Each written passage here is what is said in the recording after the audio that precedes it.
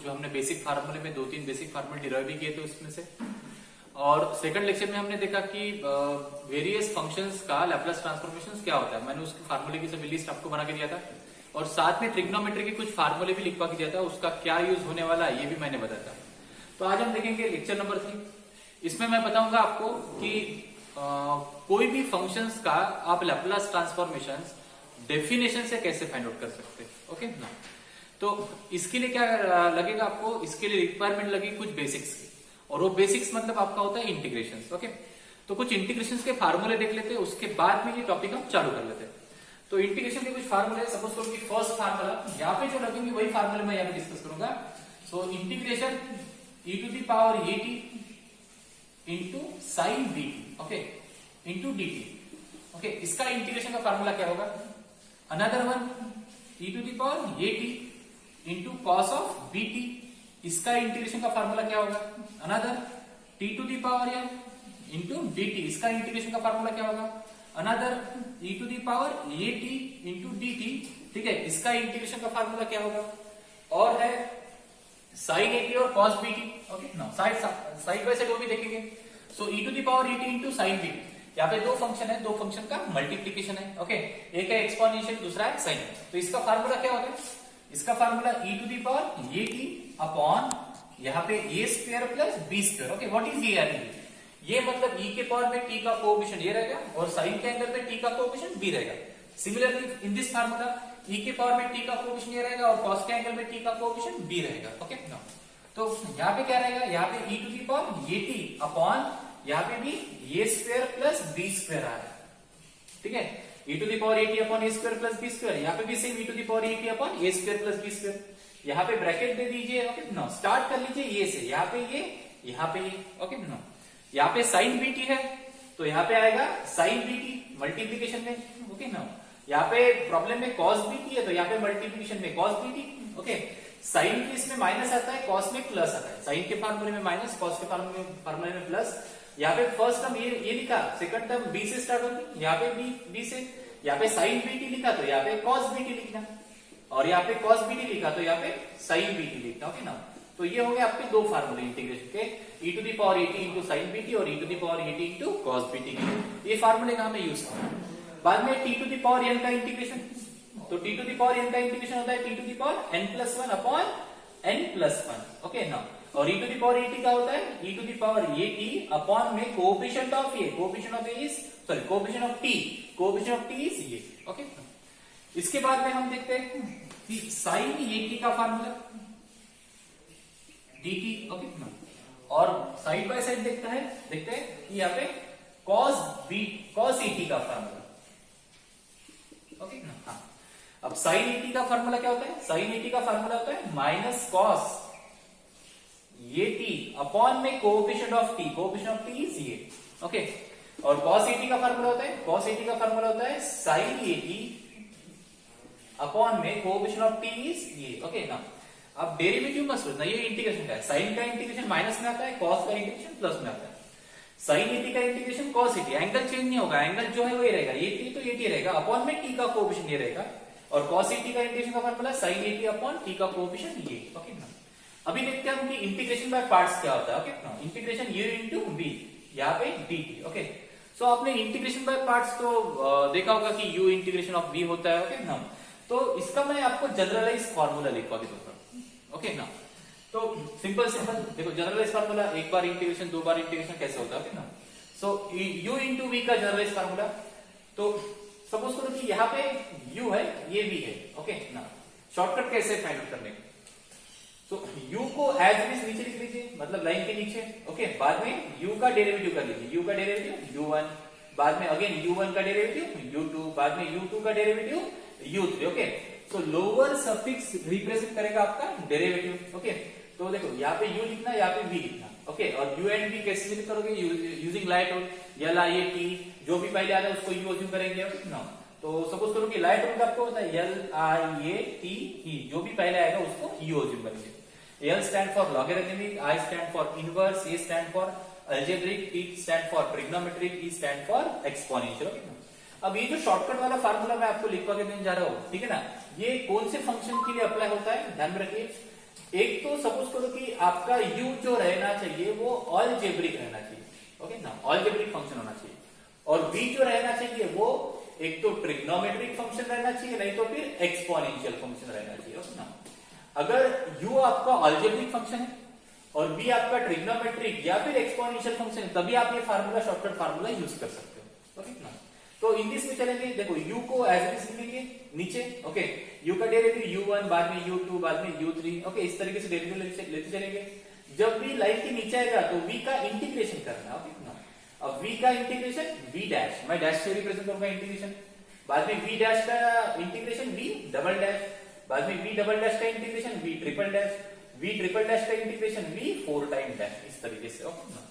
तो ये लिख लिया, बाद में alternative plus sine minus sine लिख लेना, तो यहाँ पे प्लस, यहाँ पे माइनस, यहाँ पे प्लस, बाद में माइनस, अल्टरनेटिव प्लस माइनस, बाद में इसके साथ इसका मल्टीप्लिकेशन, इसके साथ इसका, इसके साथ इसका और इसके साथ इसका मल्टीप्लिकेशन। देखिए आपका u इंटू वी का रूल क्या होता है ना, so plus into plus plus, okay ना। तो यहाँ पे आएगा u into v dash, okay, u as it is v dash, dash represent integration, okay ना, v का फर्स्ट टाइम इंटीग्रेशन, बाद में माइनस इंटू प्लस माइनस, यहाँ पे u का फर्स्ट टाइम डेरिवेटिव u1, यहाँ पे u एज इट इज था, u का फर्स्ट टाइम डेरिवेटिव u1, और यहाँ पे v डैश का इंटीग्रेशन v डबल डैश, इस तरीके से, ओके ना। बाद में पहला प्लस, बाद में माइनस, बाद में plus, okay, plus into plus plus. अब यहाँ पे u था, u का फर्स्ट टाइम डेरिवेटिव u1, बाद में u1 का डेरिवेटिव u2, और यहाँ पे v का third time integration v triple dash, okay. Next क्या आएगा, यहाँ पे माइनस आएगा, यहाँ पे आएगा u3, यहाँ पे आएगा v 4 टाइम डैश, ओके, बाद में plus dot dot dot, okay. तो ये रहेगा आपका integration by parts, very simple है, ओके।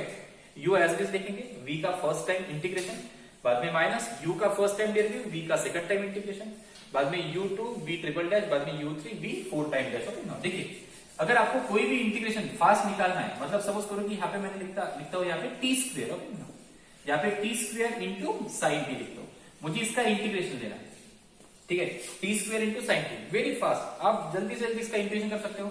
यहाँ पे u अलजेब्रिक रहेगा u और ट्रिग्नोमेट्रिक रहेगा v, हमेशा अलजेब्रिक को u कंसिडर करेंगे, ओके, और बाद में साथ उसके साथ अगर ट्रिग्नोमेट्रिक रहता है तो उसको v, या फिर एक्सपोनेंशियल रहता है तो उसको v, ओके ना। तो यहाँ पे क्या है formula, u as it is, u मतलब कौन सा है, T square as it is लिखा मैंने, ओके ना। बाद में यहाँ पे माइनस है, जगह छोड़ देते हैं, ओके, हाँ चलो, v कौन सा है, साइन टी का यहाँ पे इंटीग्रेशन लेना है, साइन टी का integration minus cos T, okay ना। हाँ, बाद में क्या है, माइनस है तो माइनस, हाँ, यहाँ पे u1 मतलब टी स्क्वेयर का डेरिवेटिव ट्वाइस टी, ओके। बाद में v डबल डैश का मतलब क्या है, v डैश का इंटीग्रेशन, यहाँ पे माइनस कॉस टी है, माइनस कॉस टी का इंटीग्रेशन कितना, माइनस साइन कांस्टेंट है बाहर, कॉस टी का इंटीग्रेशन साइन टी, इस तरीके से, ओके ना। बाद में ये हो गया, बाद में ये हो गया फर्स्ट टर्म प्लस, बाद में second term minus, third term plus, तो यहाँ पे प्लस लिखता हूं मैं। अब यहाँ पे u था, u1 था, अब u2, ओके, u मतलब टी स्क्वेयर, यहाँ पे टी स्क्वेयर का डेरिवेटिव, ओके, 2t, बाद में 2t का डेरिवेटिव यहाँ पे, ओके, 2t का डेरिवेटिव कितना आएगा 2, ओके ना। बाद में माइनस साइन टी का इंटीग्रेशन यहाँ पे लेना, यहाँ पे v का इंटीग्रेशन माइनस कॉस टी लिया था, माइनस कॉस टी का इंटीग्रेशन माइनस साइन टी यहाँ पे लिया था, माइनस साइन टी का इंटीग्रेशन माइनस साइन कांस्टेंट है बाहर, साइन टी का इंटीग्रेशन माइनस कॉस टी, तो माइनस माइनस क्या हो जाएगा, प्लस कॉस टी, ओके ना। हाँ, अगर मैं इसके बाद वाली स्टेप लिखूंगा तो यहाँ पे आएगा माइनस, और आगे में 2 का डेरिवेटिव करना पड़ेगा, तो 2 का डेरिवेटिव कितना होता है 0, तो 2 का डेरिवेटिव 0 होता है तो लिखने की जरूरत है क्या, आगे का नहीं है, ओके। तो ये हो गया आपका इंटीग्रेशन, ओके ना। इसको सिंप्लीफाई कर लीजिए, बहुत इजी मेथड है ये इंटीग्रेशन फाइंड आउट करने की, ओके ना। आप इस मेथड से भी कर सकते हो, ये मेथड मतलब ये मेथड, दोनों मेथड सेम, ओके। आपको इतने फार्मूले ध्यान में रखना पड़ेगा, ठीक है, आगे के टॉपिक के लिए। तो आप ये फार्मूले कॉपी पेस्ट कर लीजिए, ठीक है, कॉपी में लिख लीजिए, ठीक है, वीडियो पॉज करके अभी चालू करते हैं दूसरा टॉपिक।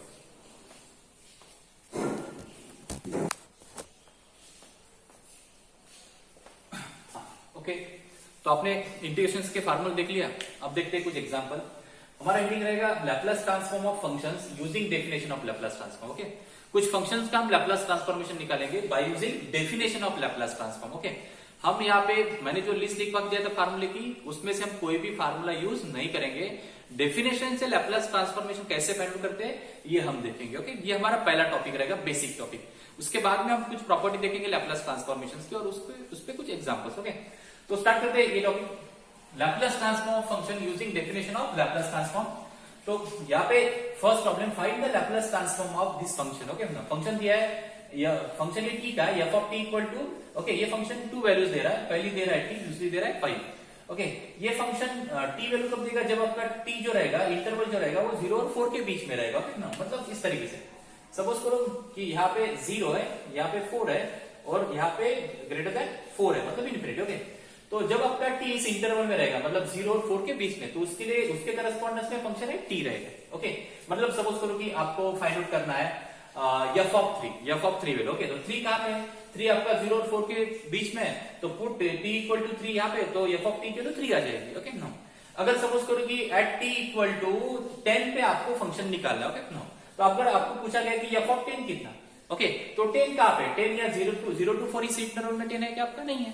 10 कहां पे, ग्रेटर देन 4 है, तो 10 जो है वो 4 के बाद में आता है। ओके, और 4 के बाद हमें आने वाले सभी इंटरवल के लिए, ठीक है, इस फंक्शन की वैल्यू कांस्टेंट है, मतलब कितनी है, 5 है।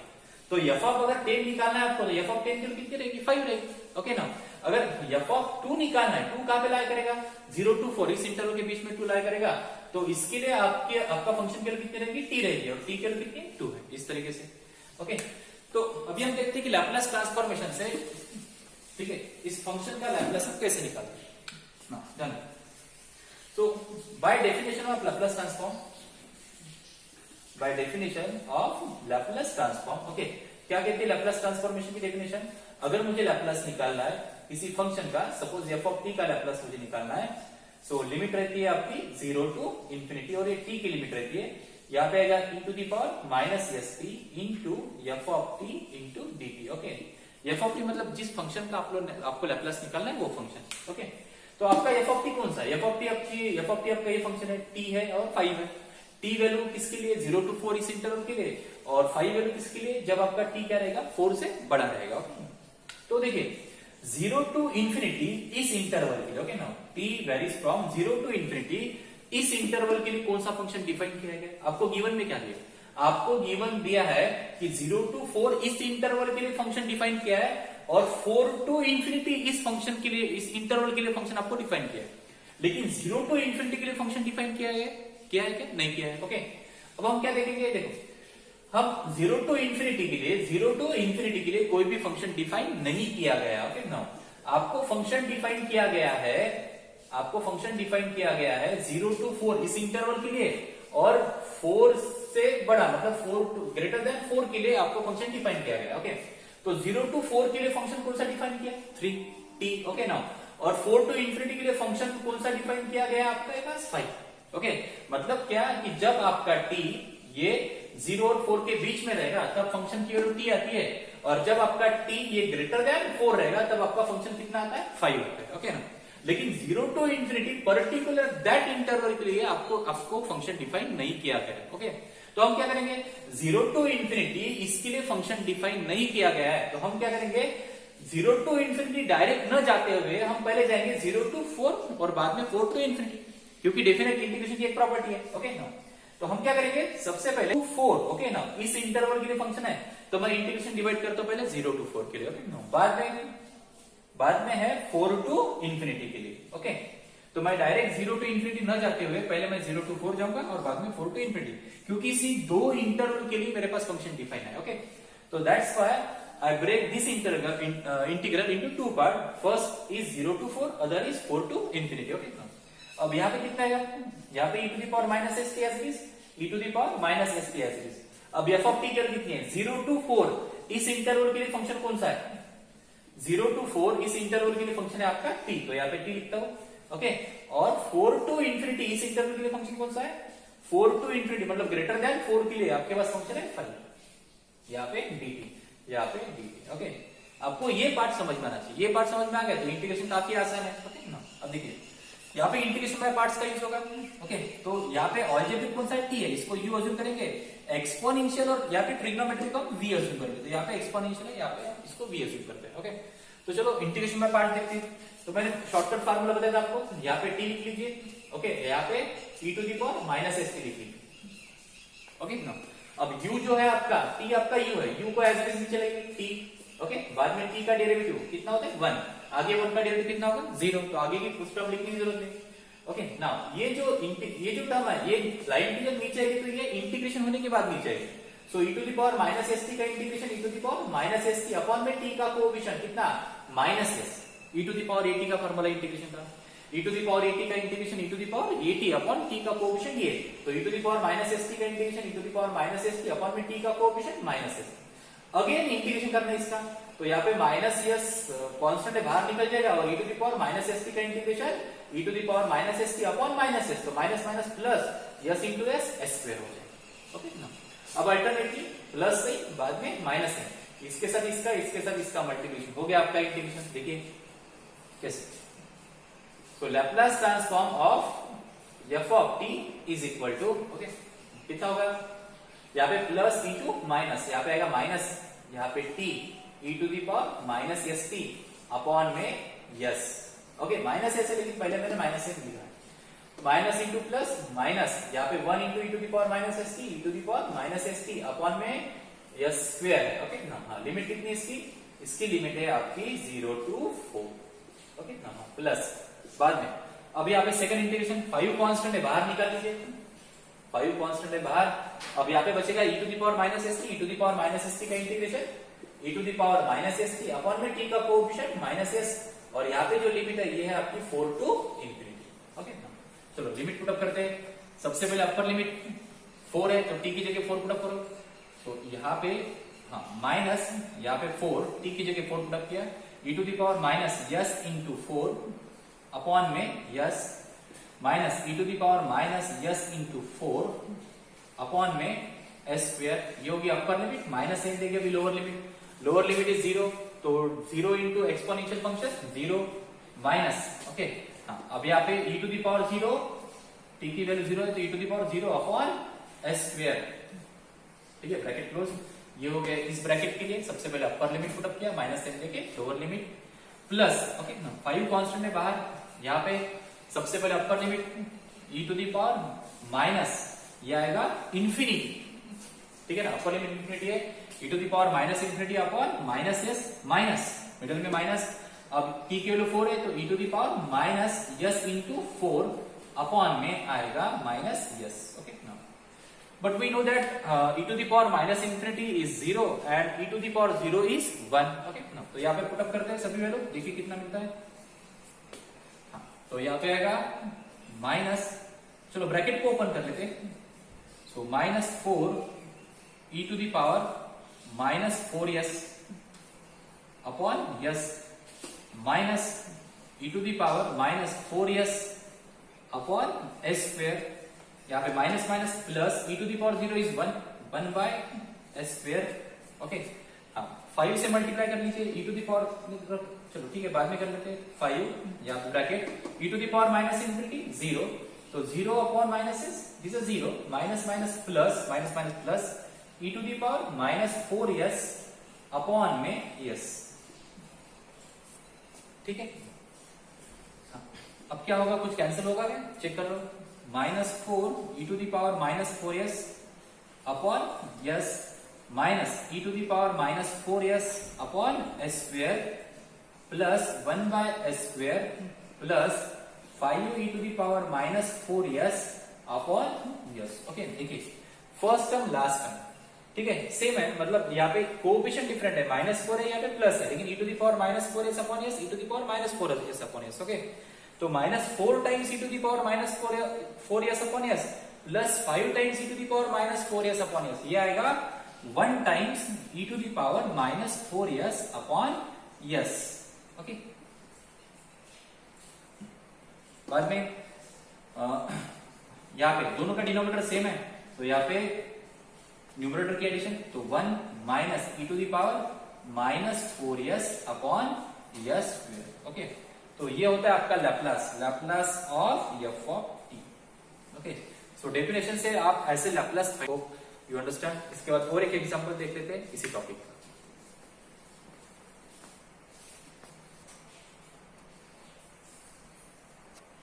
आप इसको कॉपी कर लीजिए।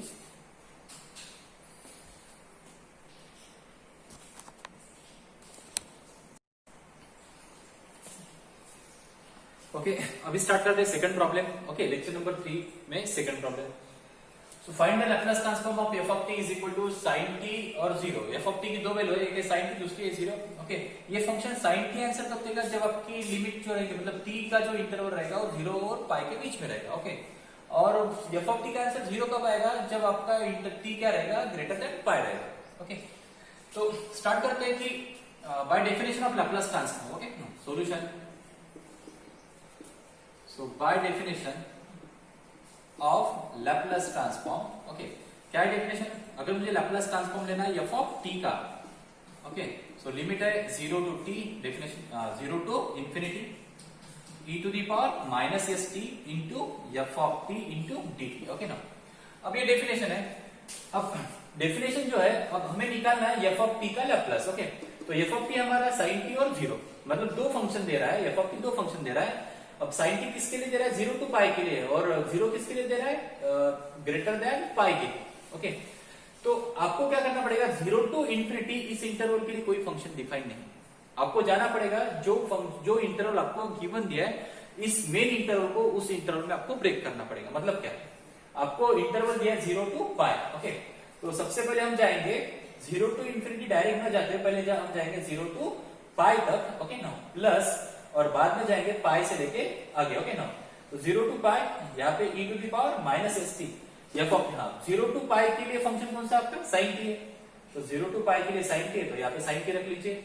ओके, यहाँ पे डी टी प्लस, ओके ना, प्लस बाद में पाई टू इंफिनिटी। देखो दो इंटरवल के लिए जाना, zero to infinity main interval है, इस मेन इंटरवल को मैं दो इंटरवल में ब्रेक करता हूँ, मतलब जीरो टू पाई के लिए according to function zero to pi, और बाद में टी क्या है, पाई से बड़ा है, कितना बड़ा है, अप टू इंफिनिटी, तो zero to pi first interval, और इसके लिए करस्पॉन्डिंग फंक्शन है साइन टी।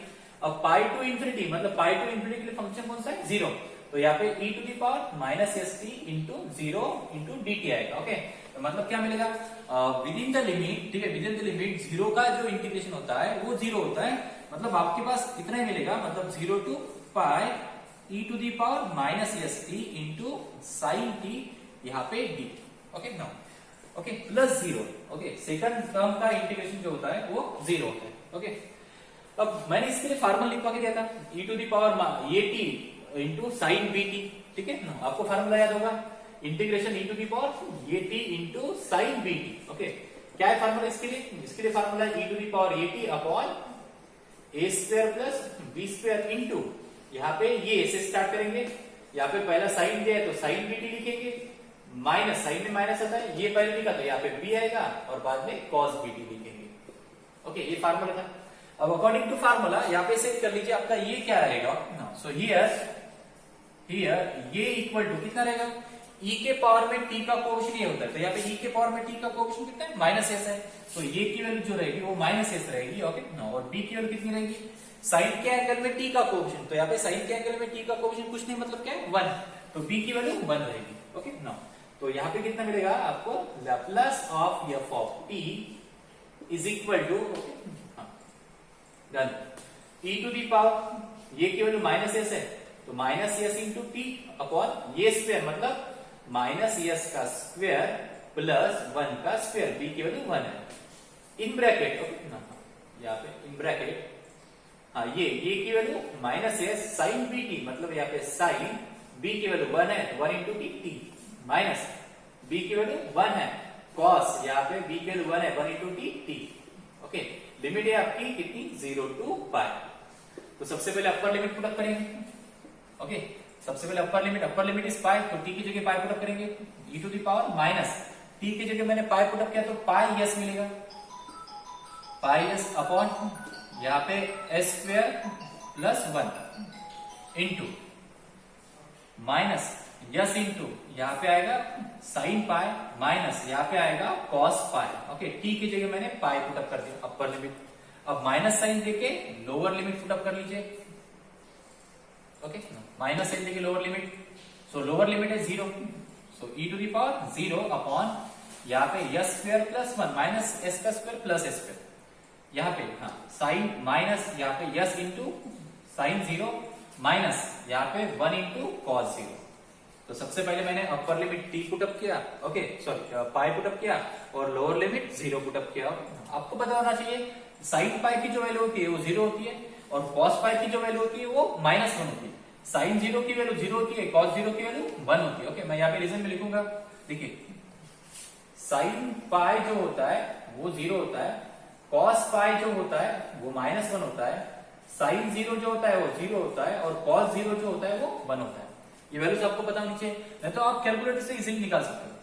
सो यहाँ पे e to the power -πs upon s² + 1 in bracket. Okay, now sine pi 0 तो 0 into s 0 minus cos pi is -1 तो यहाँ पे आएगा -1 minus e to the power 0 is equal to 1 upon में यहाँ पे s² + 1 in bracket sine 0 0 first term 0 minus cos 0 is 1।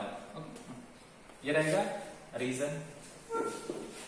Okay, क्या common निकलता है आपका s² + 1 कॉमन निकलेगा। ओके, सो यहाँ पे कितना मिलेगा आपको 1 अपॉन s² + 1 को मैंने कॉमन निकाल लिया, दोनों में है।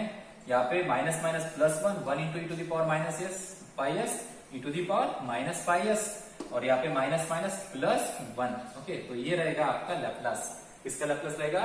So therefore Laplace of f of t is equal to e to the power -πs + 1 upon s² + 1। That's it।